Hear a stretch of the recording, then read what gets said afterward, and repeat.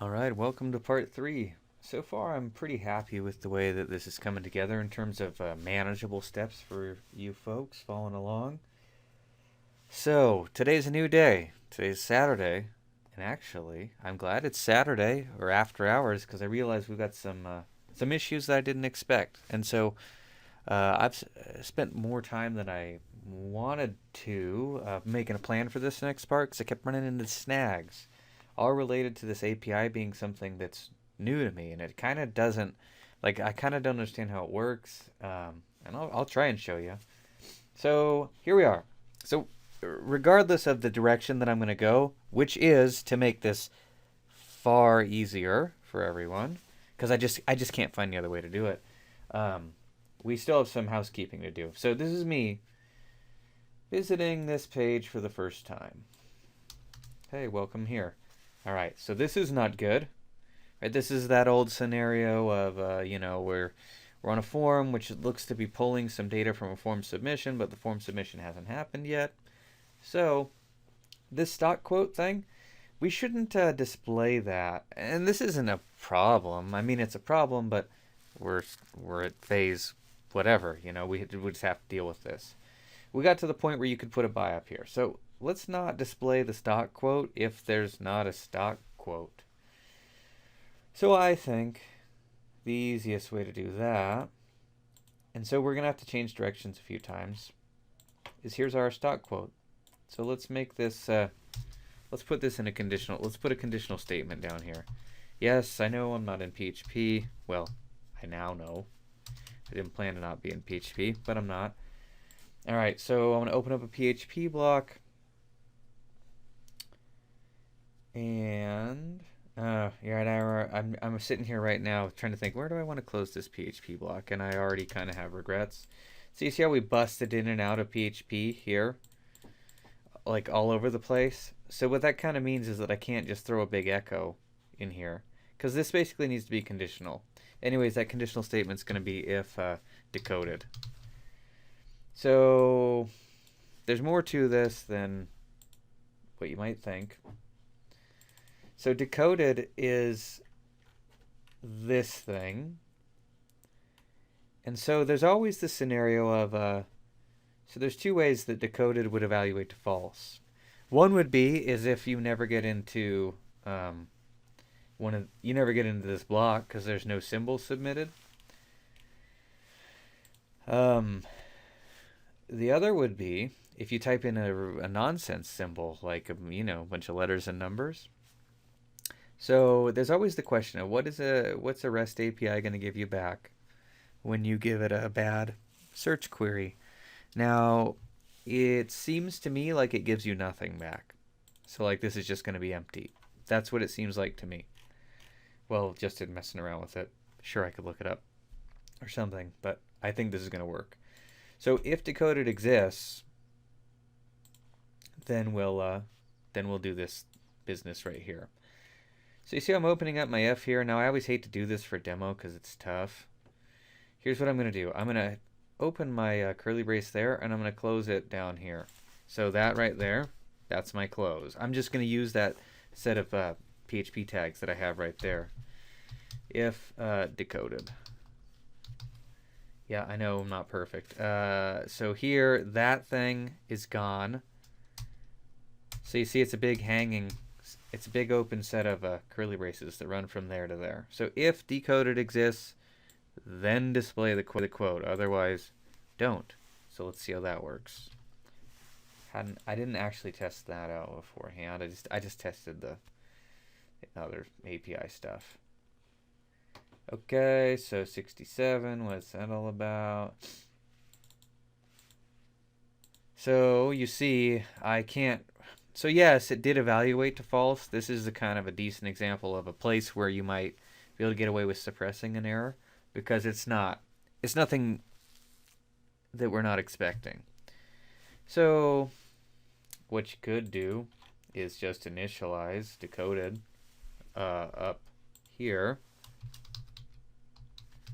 to an empty string. There's something that'll evaluate to false. And then, so it's either going to get overwritten by something which is also going to evaluate to false, or it'll be something that we can actually work with. So let's see how that works. I mean, to be clear, we're good. That's a notice, which is on the not so bad end of things.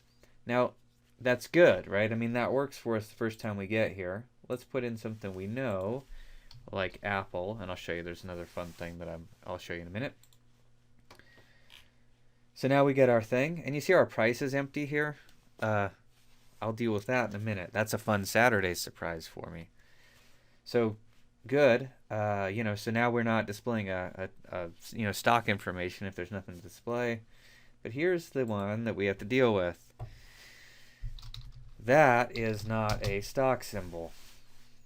And so I think that's going to evaluate to false, and it's just going to say nothing down here, which is it's okay.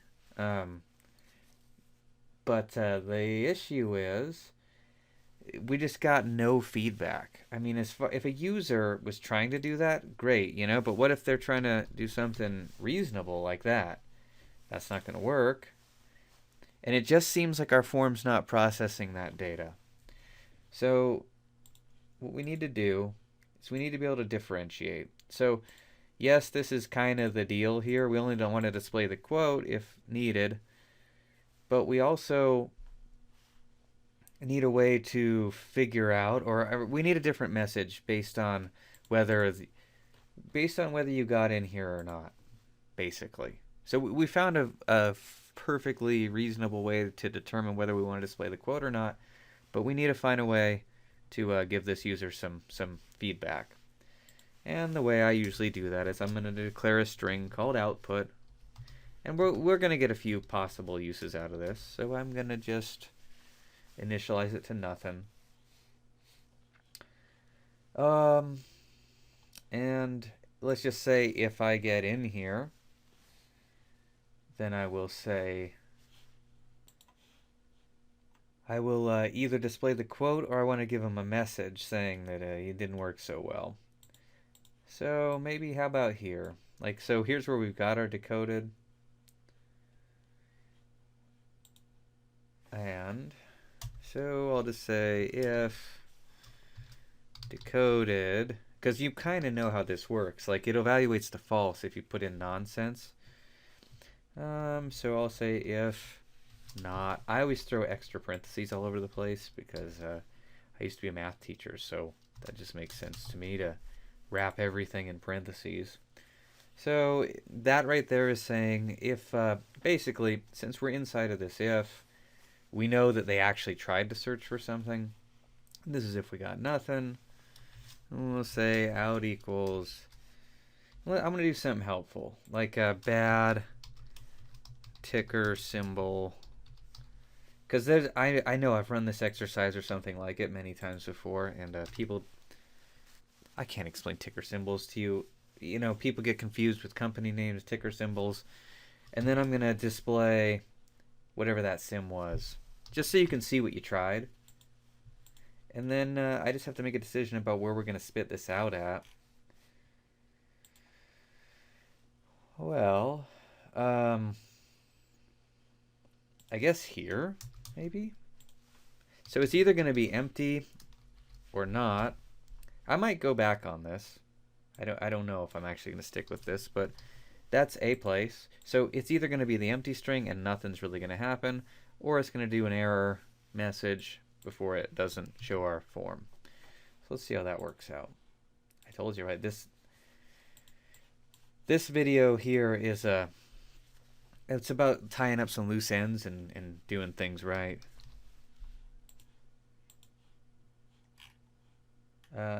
Oh, and I thought I put the scope to be higher on that, but I guess I didn't. I don't know, where did I define out? Oh, yeah, well, that's a good one. It's called out, not output. I am 100% certain that's going to fix that. Okay, so I think we're good now. But, I mean, we're good, kind of, sort of. So we've dealt with bad ticker symbol. Now, I'm telling you, that was actually a painful thing that we had to deal with. Not displaying a quote if there's no quote to display. So while that's kind of hard to generalize what we just did, and it's pretty specific to this project, that actually was That was significant. So now, notice how there's no price. All right, so here's fun stuff. So that price we were getting was this IEX real-time price. So here's my guess, and my guess is not worth very much here, but I'm thinking since markets are closed on Saturday, I think there's no price. I think that's what that is. And there's only one way to get into this. And it's just looking at this array here, and you see, sure as heck, it's empty. Now, here's the thing. There's all these things in here, like odd lot, delayed price. There's close, open. There's all kinds of things we could be using, and I think we just made, well, we made a choice, and I don't think that was the best choice. Now, I don't know what the best one is. I'm thinking, hey, maybe latest price? Oh, that sounds promising. So let's go and just swap out that IEX real-time price with the latest price. And then that fixes some of our problems. That's where I was saying I've spent a bunch of time with this morning, just like, oh, oops, I didn't know that was going to be an issue. Now, let me just talk about a fundamental thing. I'm going to illustrate something for you because it's going to guide the rest of the buying process. So when I set out to do this, I figured, right, so watch, look, Apple's got a price of $324.89. And now it's got a $333.51. So I wanted to do this project where Apple at $329 was a different product than Apple at $333. That makes sense, right? Like the combination of the company and the price make them unique. So like if you could manage to buy Apple at $330 two times, I was going to stack those together as one item in our cart. If you should have gone through the weekly content at this point where I talk about that, right? So you got a brand new item in your cart is one thing, and sometimes you're just updating the quantity. In the context of a stock, it's the price and the company that define whether it's a new item or not. But here's the thing. So I'd like to treat Apple at $333.51 as a unique item, and then every other Apple at $333.51 as the same thing. But I have no idea what's up with these prices. They swing around like crazy. Like, do you really think that went down $2 in the last minute on a Saturday? Well, how about this? In the last 15 seconds, do you think that it went down, did that go down $2 or $12? I wasn't really paying much. But do you see how these things are swinging around? My point is, when I was building this, I was trying to make it so that you would stack like prices of like stocks. But I could not get, under any circumstances, like I didn't matter how fast I pressed refresh, I could never get the same price on the same stock. So I could never test it. Which means, I guess, what's the point of implementing it? So what we're going to do is we're just going to treat every time you buy Apple, we're not even going to check the price. We're just going to add another one to your cart. Because I sat here just refreshing and I was just building this gigantic cart. And I don't really get it, right? Like, how are these prices moving so much? What is that based on? Do you know how much money I could make if this was how the stock market worked? But it doesn't. And so you're probably wondering, well, why don't you go with a better thing? You know, maybe current price is a bad idea. Or whatever that's called, real-time price. I already don't know. I'm telling you, look at these things. Like, I thought it was like, oh, maybe delayed price addresses that. But it doesn't. They're all swinging around like crazy. So I just don't know what these numbers are. And in looking at them, like if you sit here, and this is how you burn through API calls, by the way, I'm going to press refresh. Every one of those numbers swings around like crazy. So I don't really even know what I'm pulling. I mean, maybe this has something to do with the whole sandbox. Actually, it probably does. But this is a difficult project, so I don't feel too bad about it. Long story short, because this data is all crazy, that's just going to make our buys easier to process. So, while that sounded terrible at first, probably not. All right, so let's get back to where we left off last time, which is here. So that is set. Remember, we did this buy. So we wanted to make sure that we could pick up on if you wanted to buy 10 of something. Good, right? So that means we're logically in the right place. It's just a matter of doing session stuff now. So let's do some session stuff. Sorry, this is a real chatty video, but this is the one where we really have to get very familiar with the JSON and the API and the response, and so it's unavoidable. Like I said, I'm not. This is the last thing that I'm going to make you turn in. So if it's difficult and you have to spend some extra time on it, I think that's okay. I just wanted to do one full-blown project where we really get in there with an API and rip it apart. So we're going to build a cart. Building a cart means we're going to use sessions. Using sessions means we're going to call session start. There you go. That's step 1 to working with sessions. Step 2 is initializing that cart. So same way as every other time. So it's going to be an if cart init is what I call this. So we'll say if is set, if not is set, $_ session cart. So if a cart doesn't exist, which I think, I go through matching up my friends. I'm never worried about having an extra set of friends, by the way, as you now know. Well, you already know that. So if the cart doesn't exist, then make the cart, which means create a session variable called cart, and we're going to set it to an empty array. That's the same way, very similar to the way you'd clear a cart. All right, so we've started our session. We've initialized our cart.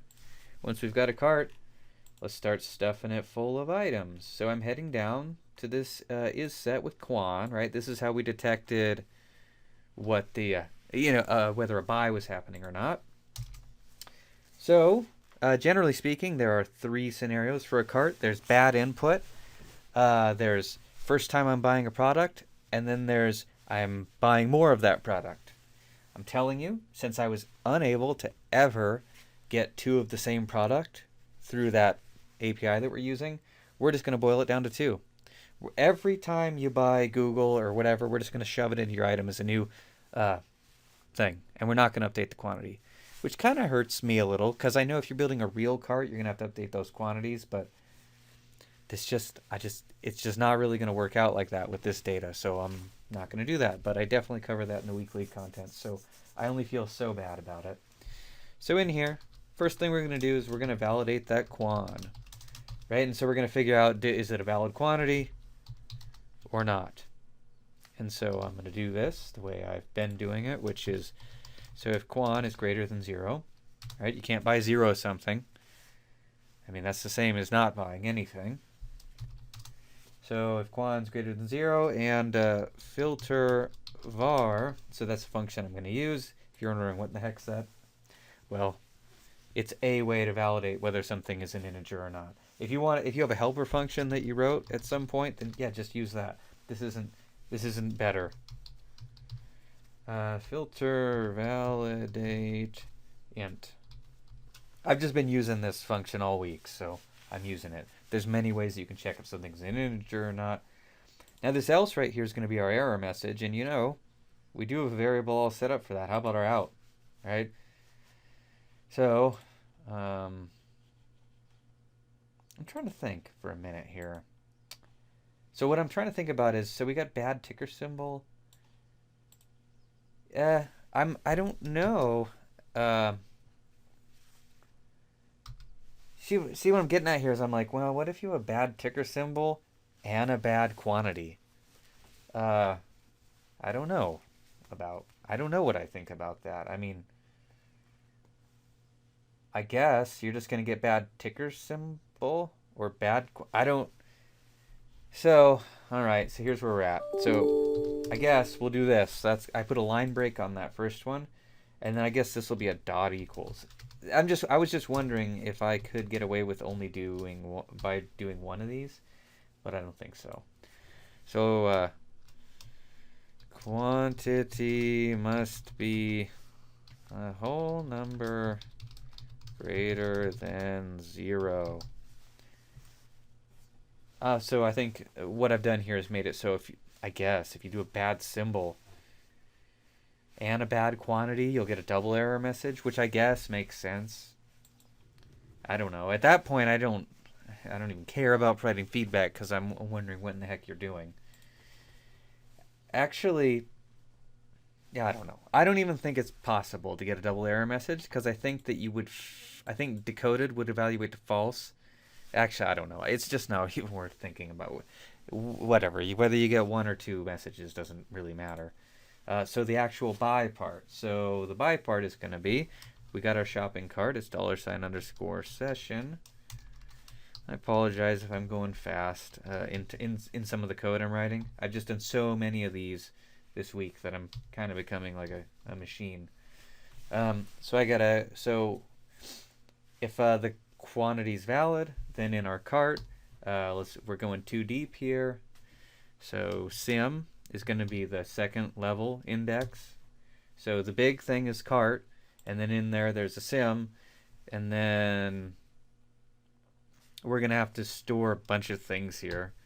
One of them is going to be called price.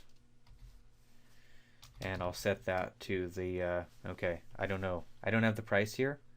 I'm going to need to pull the price out of the JSON. So that's decoded. And I think I'm just going to cheat and go down here. You see how it's laid like that thing right there? That's what I'm taking. So if you've put in a valid quantity, then I'm going to say the price is whatever the price is. And the quantity is quite simply the quan. I don't need to get that out of an array. And so I have to ask myself, what do I want to store here? So in the simple case, you just store like an item number and a quantity. You've seen me do that in the lecture and in the other example I posted this week. This is one of those times where we got to store a bunch of stuff. We got to store the quantity. We got to store the price. We also need to store, so we're storing the symbol here. I was going to say we need to store that, but we don't because it's an index. The other thing I want to store here is the name of the stock, because I know that we're going to display this in a cart somewhere, and like that's what I mean is company name. I want that. And that's going to be another thing that we store, so we'll say that's name, and I'll set that equal to something from that decoded array. So I'm going to store the name of the company, the price, the quantity, and so I'm explicitly doing those in like a nested array, but the key into that nested array is the symbol. I don't think I need anything else. I mean, you could or could not. You get timestamp. I don't know what you'd want to save here, but I think that's what I want to do. And this is not going to be satisfying at all if we don't have a print r going on. Print r is going to show us our array. So session, cart. And so now we can see how things are working. Now I'm telling you, you want to do pre-tags around this because this is a nested array and it's going to be terrible looking. I don't know, it's pretty terrible under any circumstances, but without pre-tags it's even worse. So let's see if what we wrote works and test it out, because I wasn't entirely sure about the logic of things. Alright, so I'm going to just go hacking away at my URL and just kind of simulate a fresh visit here. 73, so that's a legitimate issue to deal with. So, okay, very good. So I'm getting basically, $_session.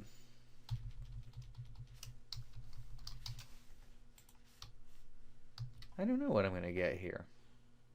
I think that's okay. All right, so it's empty. No big deal. Let's try something bad. Well, I don't know that that's bad. That's fine. Let's try something I know. I only know like 10 stock symbols. So my cart's empty. That's fine. Let's try and buy 10 of them and see if this works. It does, and you can see what it gets built like. So this is the key. This is the value. In this case, the value is an array. Isn't that weird that Google's called Alphabet Inc? And then let's buy another one. Buy 2 more of it.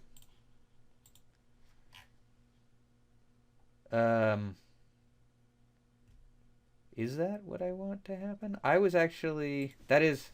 don't know. So do I want that to happen? So here's the thing. This project's going long, And I'm sure that people are having issues with it. Is that what we want to happen? Because I said what I wanted to have happen was like adding another one to your cart. So like two different Googles at two different prices. Uh, we certainly could do that, but I know the way that goes, and I think that in the interest of this going well for you, let's just leave it like this, I guess. So you can only buy one quantity of a thing. Let's make sure that we can add a different thing to your cart. All right, so here's Apple, and I'm gonna get 6 of these. I just want to make sure we're building a cart, and you can see we're building our cart. I'm good with this. There's always just trust me when I say that we certainly could allow people to buy multiple multiple different quantities of Google at different prices, but that'd be adding a level to this that I don't really think we need. I'm really here trying to teach you about working with APIs, building up a complicated cart. So, and by complicated, I mean it's a nested array instead of just simple key value pairs. So I think I'm good with this. So all we have left, oh, actually the one thing I didn't test out is a bad thing, right? Like 56.2. And I get the old quantity must be a whole number. Yeah, that seems like that worked well, actually. And this by, that's nonsense. Actually, so let's start cleaning this up because we're almost done with this page. So see this by? Nope, we don't want that. And the other thing we don't want or need anymore is this decoded thing here. That was an excellent debugging tool. Like that's how we knew what the indices into the array were. But at some point they're just a mess. And this stuff here, well, that's just a mess too. At some point you're going to want to go comment that out, but I like to be able to build it and see it being built here. And so it's not exactly what I started off this mission wanting to do, but trust you when I say that it would just be adding some levels to this that it'd be a little bit harder. As of now, this is as simple as I can implement this, and that's kind of my goal. If you want me to help you do something more complicated with it, then let me know, because, well, long story short, it's called array push, and that's how you'll do it, but I don't want to do that. All right, so at this point, we're buying items. There's only a couple things left to do, and they're related, and that is display your cart and update those quantities. Trust me, if you made it this far, it's not going to be too bad, probably. All right, so thanks for watching, and I'll see you soon.